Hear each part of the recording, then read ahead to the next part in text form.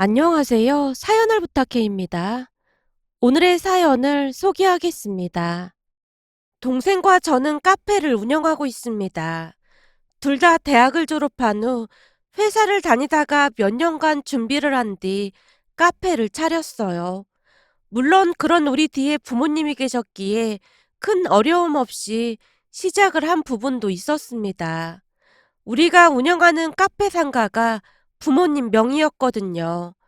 한마디로 다른 사람들보다는 조금은 쉽게 사업을 하고 있습니다. 우선은 가게세라든지 그런 것을 걱정할 필요가 없었으니까요.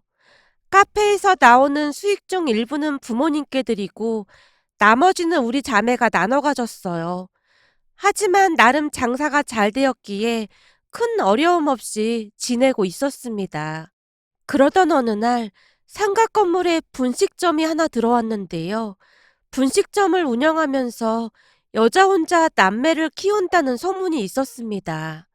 그 소리를 듣고는 안타까운 마음이 들어 동생과 저도 그 분식점을 자주 이용했고요.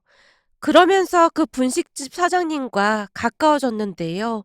특히나 분식점 사장님이 제가 낯설지 않다고 하면서 제게 참 잘해줬거든요. 그러다 어느 날부터 저희 카페에 한 남자가 자주 오기 시작했는데요. 나름 깔끔하게 생긴 외모를 가진 남자는 한쪽 구석에 자리를 잡고 앉아서는 커피를 마시며 한동안 책을 읽다 가곤 했어요. 남자는 항상 똑같았는데요. 문을 열고 들어와서 조용히 아메리카노를 시켜놓고는 구석에 자리를 잡고 앉아서 책을 읽을 뿐이었어요. 그렇게 한 달 정도가 지난 어느 날부터 서로 눈인사 정도는 하게 되었는데요. 어느 날은 남자가 탁자 위에 있던 책을 가리키며 제게 물었어요. 해밍웨이를 좋아하시나 봐요. 그 책 노인가 받아죠? 아, 네. 그냥 시간 날 때마다 읽기 좋아서요. 책을 좋아하시나 봐요. 저도 그냥 시간 날 때마다 읽는 정도입니다. 그렇게 좋아하진 않고요. 근데 매일같이 책을 읽고 계시는 것 같던데요. 저번에는 데미안을 읽고 계시던데 참 좋은 책이죠. 네, 마음이 복잡할 때 읽으면 마음이 조금은 차분해진다고 해야 할까요? 라며 잠시 남자와 대화까지 하게 되었습니다. 남자와는 말이 꽤 잘 통했는데요. 제가 좋아하는 책들을 남자도 좋아하고 있었거든요. 그렇게 책 이야기를 하다 보니 조금씩 가까워져 갔던 것 같습니다. 사실 제 성격이 많이 내성적이어서 회사 생활을 하는 내내 어려움이 많았어요. 직장 상사부터 동료들까지 많이 답답해 했거든요. 그러면서 회사 사람들이 저를 별종 보듯 했고, 나중에는 대놓고 괴롭히기까지 했습니다. 회사 사람들의 그런 행동들은 날이 갈수록 심해져 갔고, 나중에는 공황 장애까지 왔기에 회사를 그만둘 수밖에 없었어요. 그 뒤 치료를 받으면서 조금씩 나아졌고요. 물론 카페도 사람을 상대하는 곳이긴 했지만 회사를 다닐 때보다는 마음이 편했습니다. 거기다 문제가 발생하게 되면 대부분은 동생이 처리를 도와주곤 했거든요. 그렇게 여전히 사람들과 담을 쌓고 지내고 있었는데 어느 순간부터 그 남자가 서서히 제 마음속에 들어오기 시작했습니다. 남자는 아주 천천히 제게 다가왔는데요. 어느 날은 제가 좋아하는 초밥을 사서는 제게 살짝 건네주기도 했어요. 여기 초밥이 엄청 맛있더라고요. 식사하고 포장 좀 해왔어요. 안 그래도 되는데. 설마 초밥 싫어하는 거예요? 제가 잘못 사왔을까요? 아니에요. 저 초밥 엄청 좋아해요. 근데 죄송해서 그렇죠. 죄송하긴 뭐가 죄송해요. 제가 좋아서 하는 일인걸요. 라고 말을 하던 남자의 얼굴이 새빨개져 있었는데요. 남자가 커피를 들고 구석자리로 가는 모습을 보던 동생이 제게 속삭였어요. 뭐야, 언니한테 완전 반한 것 같은데? 언제부터 초밥까지 사다 주는 사이가 됐어? 그리고 언니가 이 집 초밥 엄청 좋아하는 거 어떻게 알고 있었던 거야? 그건 그냥 우연이겠지. 이 동네에서 이 집 초밥 모르는 사람이 어딨겠어? 하긴 그건 그렇긴 한데 내가 볼 때 저 남자가 언니한테 마음이 있는 게 확실해 보여. 저 남자가 책 읽는 것도 자세히 봤는데 언니가 좋아하는 책들만 읽더라고. 아무래도 둘이 취향이 비슷한 것 같아. 난 데미안인가 뭔가 그거 읽다가 졸려서 던져버렸잖아. 드디어 언니의 운명의 상대가 나타난 것 같아. 동생이 한껏 들떠서 외치고 있었는데요. 그런 동생을 보고 있노라니 어딘지 모르게 짠한 마음이 들었습니다. 사실 동생은 저와는 다르게 얼굴도 예쁘고 성격도 참 좋은 편이거든요. 회사 생활을 하는 내내 직원들과도 잘 어울리고 인정도 받고 있었어요. 하지만 제가 공황장애로 힘들어하는 걸 보고 있던 동생이 많이 안타까워했고 어느 날 동생이 먼저 제게 카페를 같이 해볼 생각이 없냐며 제안을 해왔습니다. 물론 저는 동생의 제안을 거절했었지만 동생이 지속적으로 저를 설득하기도 했고 부모님도 제가 동생과 함께 카페를 운영하길 간절히 바라고 있었어요. 아마도 가족들은 제가 다시 일어나기만을 손꼽아 기다리고 있었겠죠. 그렇게 동생과 저는 카페를 운영하게 되었던 겁니다. 그랬기에 저는 동생에게 미안한 마음이 가득할 수밖에 없었어요. 그나마 다행이었던 것은 동생과 함께 카페를 운영하면서 모든 것이 많이 좋아졌다는 것이었어요. 예전처럼 사람들을 피하거나 그렇진 않았거든요. 그랬기에 동생은 그 남자와 제가 잘 되길 간절히 바랐어요. 내가 보니까 얼굴도 잘생기고 성격도 언니랑 잘 맞는 것 같은데 한번 사귀어봐. 근데 난 좀 이해가 안 돼. 뭐가 이해가 안 돼? 아니 그렇잖아. 누가 봐도 네가 얼굴도 더 예쁘고 성격도 더 좋고 그런데 왜 하필 나한테 잘해주는 걸까? 좀 이상하지 않아? 내가 볼 때는 네 취향이 잘 맞는 것 같아. 둘 다 책 좋아하고 그렇잖아. 둘이 완전 천생연분이라니까. 거기다 눈치도 엄청 빠른 것 같아. 어쩜 언니가 좋아하는 것만 딱 골라서 가지고 올 수가 있겠어? 저번에는 언니가 좋아하는 인절미도 가져다 줬잖아. 그렇긴 하지. 어쩜 내가 좋아하는 걸 그렇게 잘 아는 건지 신기하긴 해. 그니까 잘해보라고. 동생이 작정하고 그 남자와 저를 밀어줬습니다. 결국 몇 달 뒤 그 남자와 저는 연인 사이가 되었고요. 남친이 한결같은 모습으로 잘 챙겨줬거든요. 그렇게 우리는 여느 연인들처럼 아주 잘 지냈습니다. 남친은 항상 저를 먼저 챙겨주고 아껴주는 모습이었거든요.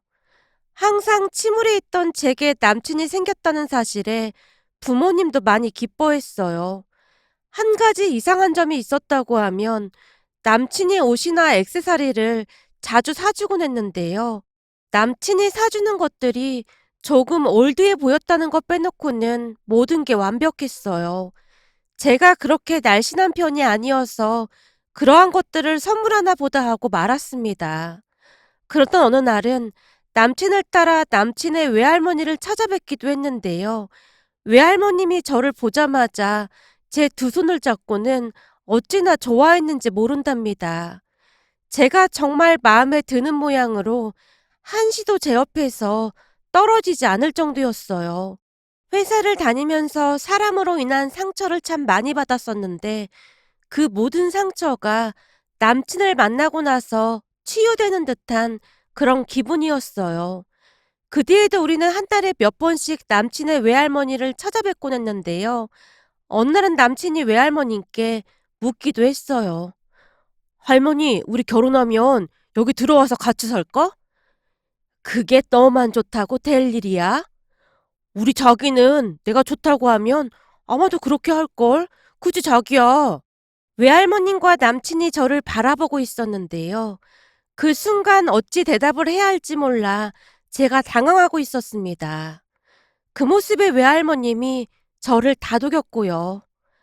난 괜찮으니까 너무 걱정하지 않아도 된다.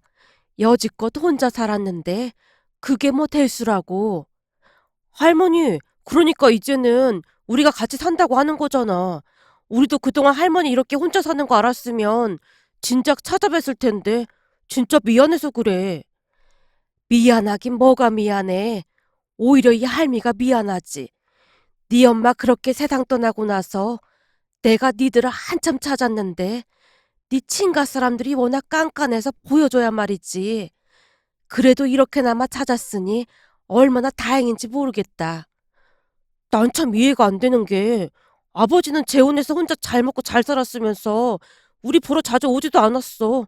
근데 왜 할머니랑 못 만나게 한 건지 이해를 할 수가 없어. 아마도 엄마가 남긴 유산이랑 보험금 그런 것 때문에 그랬을 거야. 그러고 남을 사람들이었으니까.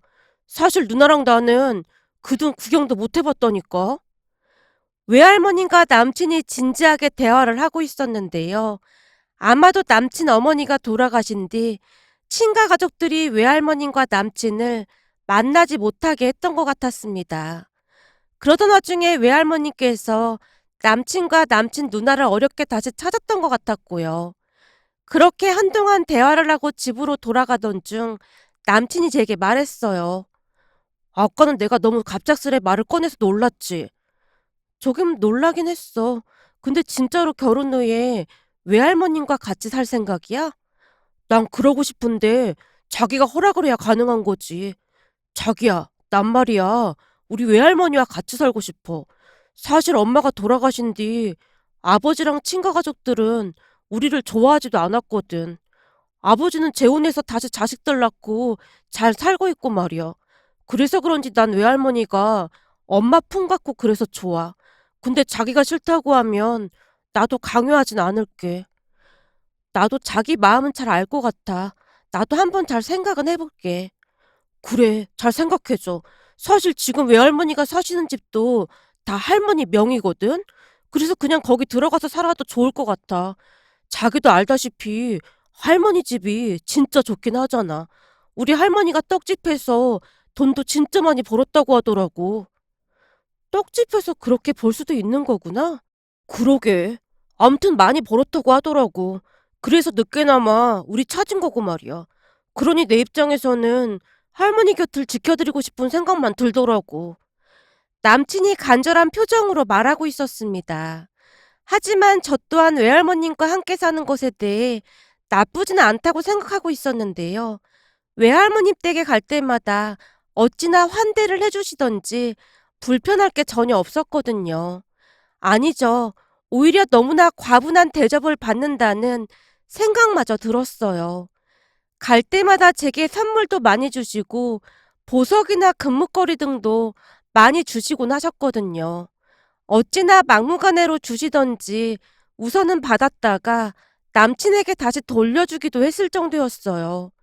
왜냐하면 아무리 봐도 가격이 너무나 비싸 보이는 그런 것들이었거든요.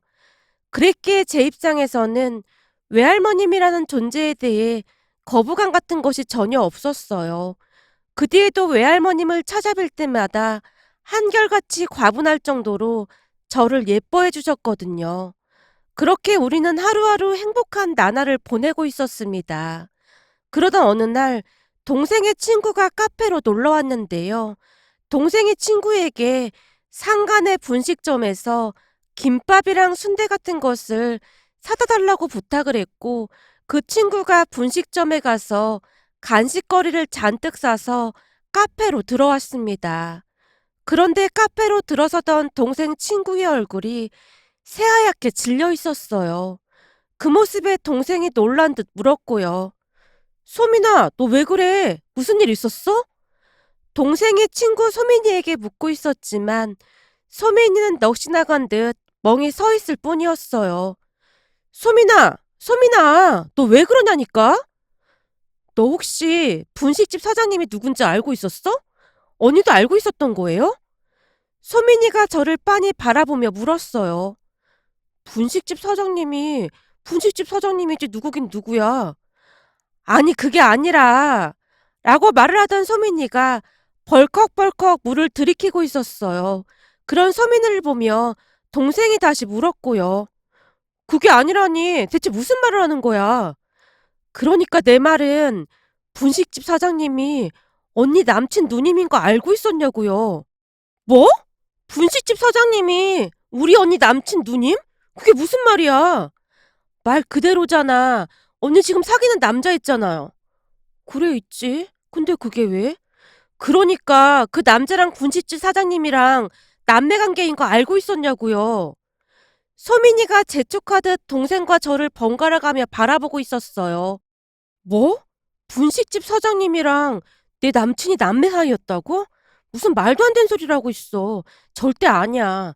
둘이 남매 사이인데 지금껏 나한테 말을 안 할 리가 없잖아. 그니까 나쁜 놈이라는 거죠. 와, 인간 말종도 그런 말종이 없네요. 라며 소민이가 다시 물을 들이키더니 기가 막힌 말을 하기 시작했어요. 소민이 말에 따르면 그 분식집에서 김밥이랑 순대, 떡볶이 등을 주문하고 잠시 의자에 앉아서 기다리고 있었다는데요.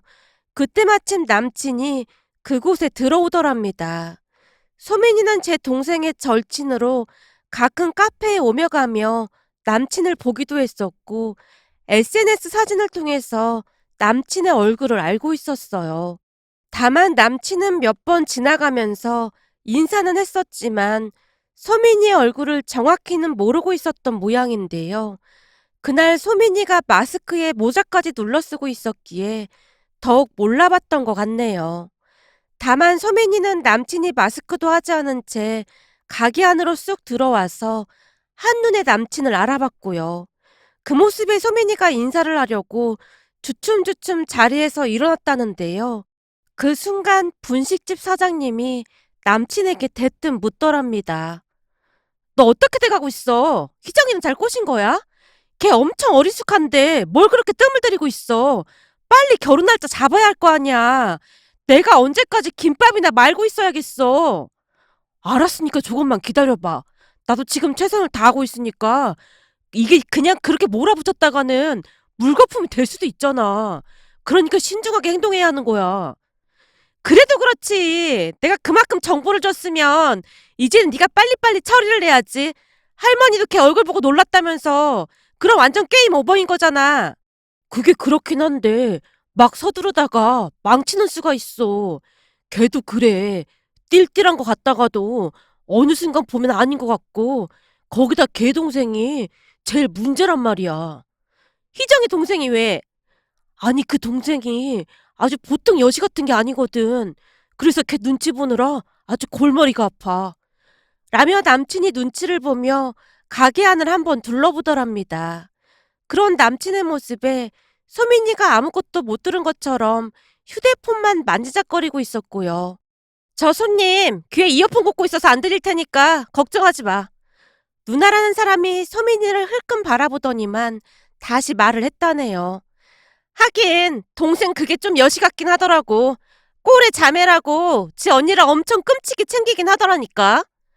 암튼 지금 돈이 한두 푼 걸린 문제가 아닌데 신중하게 해야 할 것 같아서 말이야. 그니까 누나도 경거망동하지 말고 조용히 좀 있어. 야, 난 지금 모든 인내심을 동원해서 버틸 만큼 버티고 있는 거거든. 종일 김밥 싸느라 허리가 아플 지경이구만. 사람까지 부리면서 일하고 있으면서 누나가 힘들 게 뭐가 있어. 내가 보니 누나는 종일 카운터나 보고 있는 것 같더구만. 아무튼 난 지금 할머니 재산만 생각하고 버티고 있는 거니까 넌 무슨 일 있어도 그 재산 다 받아낼 생각이나 해. 이러다 이모가 눈치채기라도 하면 우리 완전 파투 나는 거야. 걱정하지 마. 그건 내가 알아서 잘하고 있으니까. 그나저나 이제 누나랑 나랑 남매인 거 슬슬 밝혀야 할 텐데 그것도 고민이란 말이야. 그건 나중에 밥이나 먹으면서 차차 밝히면 되는 거고 내가 볼 때는 이미 너한테 눈 돌아가서 잘만 말하면 별 상관도 없을 것 같아. 그렇긴 하지. 요즘 나한테 완전 푹 빠져 있으니까. 얼마 전에는 결혼 후에 할머니랑 같이 살자고 했더니 한번 생각해 보겠다고 했는데 조금만 더 꼬시면 100% 넘어올 것 같더라니까. 진짜? 대박이네. 역시 내 눈이 틀리지 않았어. 누나 눈이 틀리지 않은 게 아니라 그동안 내가 희정이 꼬시느라 싫어하는 책까지 읽어가면서 그 노력을 했으니 당연한 거 아니겠어? 나 진짜 노력 많이 했어. 그건 내가 알다마다. 남매가 아주 죽이 척척 맞더랍니다. 두 사람은 서민이가 이어폰을 끼고 있어서 전혀 못 듣고 있다고 생각을 한 모양이었어요. 하지만 서민이는 귀에 무선 이어폰만 끼고 있었을 뿐 두 사람의 대화 내용을 다 듣고 있었을 뿐만 아니라 휴대폰으로 녹음까지 하고 있었다고 하네요. 그날 서민이가 우리에게 그 두 인간들의 대화 내용이 녹음된 것을 그대로 들려줬거든요. 그 목소리를 듣는데 어찌나 소름이 끼쳤는지 모르겠습니다. 그날 우리는 가게 문까지 일찍 닫고는 회의를 시작했어요. 설마 우리 부모님이 재산 많다는 걸 알고 그런 걸까? 근데 타깃을 왜 언니로 잡은 걸까? 어쩐지 언니에 대해 너무 많이 알고 있더라. 알고 보니 그 분식집 사장이 동생한테 다 말해줬던 거구만. 내가 어리숙해 보여서 그랬던 걸까? 제가 고개를 푹 숙였는데요. 소민이가 고개를 갸우뚱거리며 말했어요. 내가 녹음된 내용을 몇 번이나 돌려서 들어봤거든? 근데 니네 부모님 재산 넘보고 그런 건 아닌 것 같아. 뭔가 언니랑 연관이 있어 보여. 나랑? 나랑 연관이 있을 게 뭐가 있어? 그냥 그래 보여요. 잘 생각해봐요. 녹음된 거 자세히 들어보면 그 할머니도 희정이 얼굴 보고 놀랐지 라는 말도 있고 그리고 할머니 재산 얘기도 나와요. 제가 보기엔 아마도 그 할머님이랑 뭔가 연관이 있는 것 같아 보여요. 언니도 그 인간 할머님 만나봤다면서요. 할머님 좋은 분이셔. 나한테도 엄청 잘해주시고. 그렇게 우리 셋은 그 남매가 무슨 일을 꾸미는지 한동안 추리를 해봤지만 도저히 알 수가 없었습니다. 결국 며칠 뒤 우리는 철저한 계획을 짜고 남친을 추궁하기로 했어요. 우선은 제가 남친을 따로 다른 카페로 불렀는데요. 남친이 제 눈치를 보며 물었어요. 아니, 왜 다른 카페로 불렀어? 니네 카페에서 봐도 되는데? 저기 말이야, 내가 궁금한 게 있어서 그랬어. 혹시 나한테 뭐 할 말 없어? 좀 이상해서 말이야. 이상하긴 뭐가 이상해. 아니, 자기 어머니는 돌아가셨고 아버지는 재혼해서 따로 사시는 바람에 자기랑 누나랑만 같이 살았다면서. 그랬지. 누나랑 나랑 둘이 같이 살았지. 그게 뭐가 어떻다는 거야? 이상하잖아. 그럼 누님을 먼저 소개해줬어야 하는 게 아니야? 근데 왜 할머님을 먼저 소개해준 거야? 그야, 할머니가 어른이기도 하고, 그리고 할머니를 한참 만에 만나서 그랬던 것 뿐이야. 그렇구나. 그럼 우리 상가 분식집 사장이랑은 무슨 관계야? 제가 남친에게 단도직입적으로 물었는데요. 그 순간 남친의 눈동자가 심하게 흔들리고 있었습니다. 저기 희정아, 내가 다 말하려고 했는데 기회가 없었던 것뿐이야. 근데 그 사람이 우리 누나라는 건 어떻게 알고 있었던 거야? 누가 말해주더라고. 그거 말고도 나한테 더 할 말이 있는 거 아니야? 라며 서민이가 녹음해온 것들을 남친에게 들려줬는데요. 녹음된 것을 듣던 남친이 자리에서 벌떡 일어나서는 제게 무릎까지 꿇는 게 아니겠어요? 그 모습에 오히려 제가 어안이 벙벙한 채 남친을 바라보고 있었는데요. 휘정아, 내가 널 속이려고 그런 게 아니라 다 사연이 있어서 그랬어. 근데 내가 널 좋아하는 마음은 진심이었어. 그것만 알아줬으면 좋겠어. 그래? 알았어. 그럼 대체 무슨 사연인지 좀 들어볼까? 대신 조금이라도 거짓말하면 난 바로 헤어질 거니까 그런 줄 알고 있어. 제가 남친을 있는 대로 노려보고 있었습니다. 사실 그때쯤 남친에게 이미 마음이 돌아서 있었지만 두 남매가 무슨 짓을 꾸민 것인지 너무나도 궁금했거든요. 그렇게 남친이 어렵게 입을 떼기 시작했는데요. 이야기를 듣다가 그만 기절할 뻔했답니다. 남친의 말에 따르면 동생과 제가 남친 누나가 운영하는 분식집에 갔을 때 남친 누나가 저를 보고 너무나도 놀랐다고 하는데요. 세상에나 제가 말이죠. 돌아가신 남친 어머님과 정말 많이 닮았다고 하네요. 우연인지는 모르겠지만 젊었을 때 남친 엄마랑 정말 많이 닮았다고 했어요. 두 남매가 힘든 삶을 살았다 보니 지갑에 엄마 사진을 넣고 다니면서 위로를 받았다는데요. 그냥 한눈에 알아봤다고 했으니까요. 그 순간 엄마와의 좋은 추억만을 회상했으면 좋았을 텐데 남친 누나가 엉뚱한 생각을 했던 모양이었어요. 그러니까 그때쯤 한참 만에 외할머니를 찾은 모양인데요. 그 외할머니가 세상을 떠난 남친 엄마, 그러니까 첫째 딸을 그토록 그리워하고 있었다네요. 남친 엄마가 원래부터 잔병치레가 많던 사람이었기에 항상 아픈 손가락이었다고 합니다. 남친 외할머니 홀로 딸 둘을 키우는 가운데 그랬으니 아픈 딸로 인해 얼마나 노심초사했을지 짐작이 되고도 남았어요. 떡집을 운영하면서도 수시로 첫째 딸 병간호를 했다는데요. 나중에는 건강이 많이 좋아졌다고 합니다. 그러던 중 남친 아버지를 만나서 둘이 결혼을 했다는데요. 남친 아버지는 망나니 중 망나니로 돈을 벌어오기는커녕 수시로 돈을 뜯어가기 일쑤였다고 합니다. 그러다가 남친 어머니가 갑작스런 사고로 세상을 떠나게 되었고 남친 아버지는 남은 재산과 보험금 등 이것저것들을 챙겨서 자식들까지 데리고 하루아침에 연락을 끊어버렸고요. 그 뒤 외할머님은 먼저 보낸 딸을 그리워하며 손주들을 찾았지만 찾을 수가 없었다고 하네요. 그러던 어느 날 어렵게 손주들을 찾았다는데요. 참 안타깝게도 손주들이 잘 커졌으면 좋았을 텐데 그렇지가 못했던 모양입니다. 처음 외할머님을 만났을 때 남친과 남친 누나는 외할머님에게 재산이 많다는 사실을 알고 한껏 도취되어 있었다는데요. 앞으로 그 재산으로 호의호식하며 살 생각이었던 것 같았습니다. 그런데 문제는 외할머님이 둘째 딸, 그러니까 남친의 이모와 손주들에게 일부 재산을 물려주고 나머지 재산들은 사회에 환원을 할 생각이었다고 하네요. 남친의 이모님은 외할머님의 생각을 존중했지만 남친과 누나는 생판 남에게 기부를 한다는 걸 받아들일 수가 없었다네요. 그렇게 불만만 쌓여가고 있을 무렵 저를 만났던 거였고요. 한참을 말하던 남친이 긴 한숨을 내쉬더니만 제게 말했어요.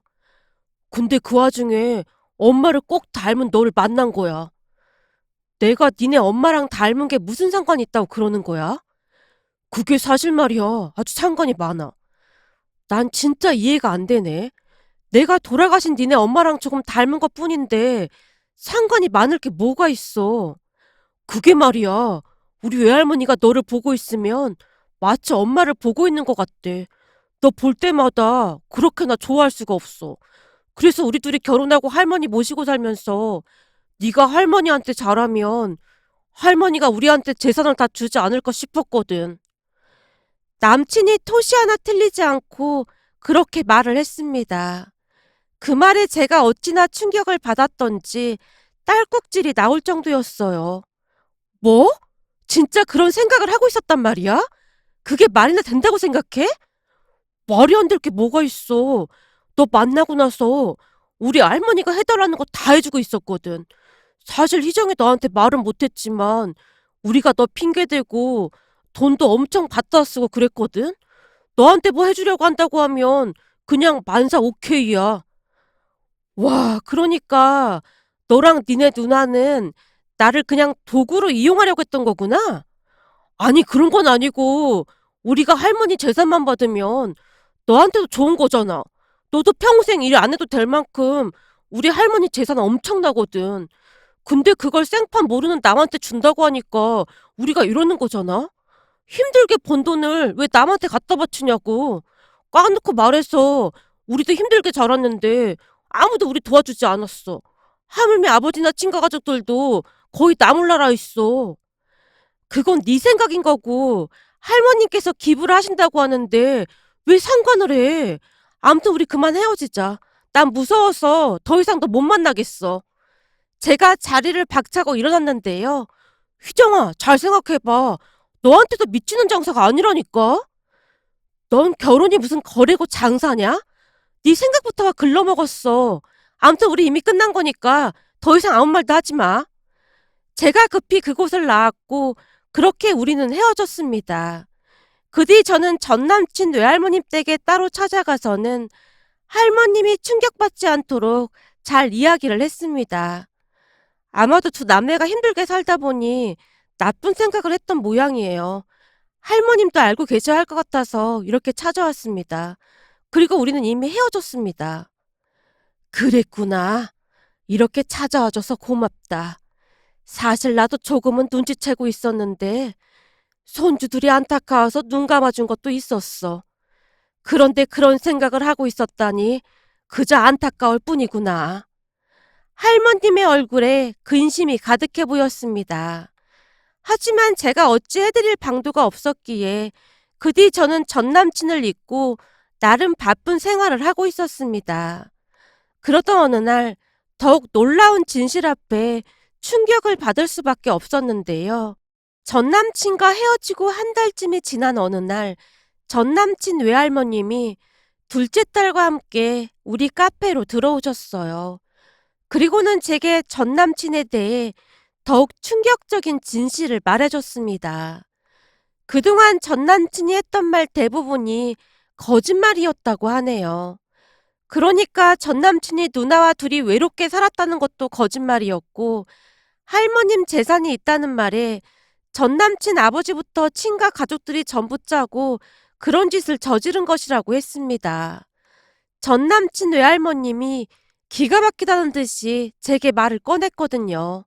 내가 혹시나 싶어서 우리 둘째 딸한테 자세히 알아보라고 뒷조사를 시켰더니만 이건 무슨 가족 사기단도 아니고 아주 작정을 하고 달려들었더구만.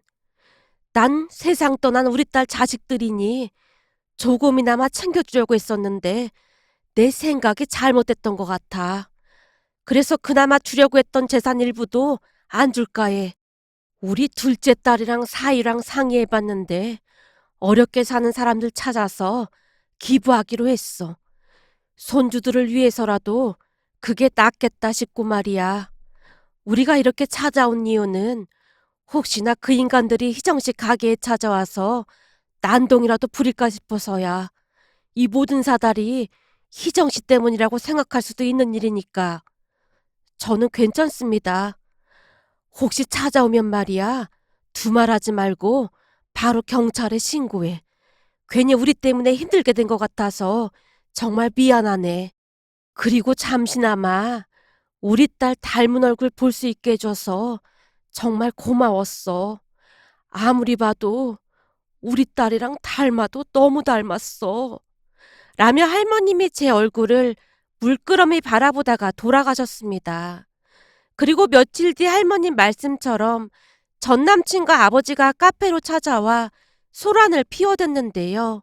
그나마 할머님께 받기로 한 돈마저 못 받게 된 게 마치 제 잘못인 양 방방 뛰고 난리도 아니었습니다. 그 모습에 동생이 바로 경찰에 신고를 해버렸고요. 전남친은 아버지의 모습을 그대로 빼닮은 모양으로 하는 행동이 닮아도 너무나 닮아 있었습니다. 그 모습에 소름이 끼치면서도 씁쓸하다는 생각마저 들었고요. 다행히 경찰에 신고를 한 이후에는 다시는 카페에 나타나지는 않았습니다. 이번 일을 겪으면서 사람이 얼마나 무서운 존재인지 다시 한번 깨닫게 되었답니다. 또한 저는 아주 큰 경험을 했다는 생각과 함께 더욱 단단한 사람이 되기 위해 노력하고 있습니다. 언제까지나 나약한 사람으로 살 수는 없는 노릇이니까요. 앞으로는 정신 똑바로 차리고 살아갈 생각이랍니다. 오늘의 사연은 여기까지였습니다. 즐겁게 보셨다면 구독, 좋아요 부탁드립니다. 고맙습니다.